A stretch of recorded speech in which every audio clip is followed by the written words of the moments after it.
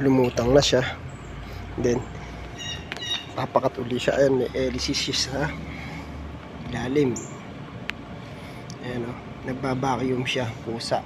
Tingnan nyo, ando doon yung dumi niya sa loob ng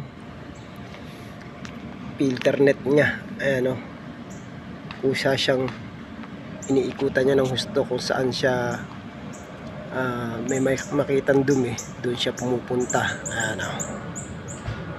Ayan. Oh, ayun. Nag-vertical pa oh. Galing, di ba? Oh, yan yung kanilang cleaning robot ng kanilang swimming pool. Oh. Inihigop niya yung mga dumi-dumi. And then meron siyang filter sa outlet niya.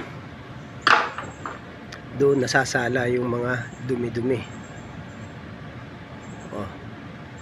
Galing oh. Ang lupit. Kaya pwede to sa mga may swimming pool. Cleaning robot. Oh. Tapos meron pa silang top cover ng kanilang swimming pool para yung mga dahon-dahon hindi na siya malaglag dito sa pool mismo.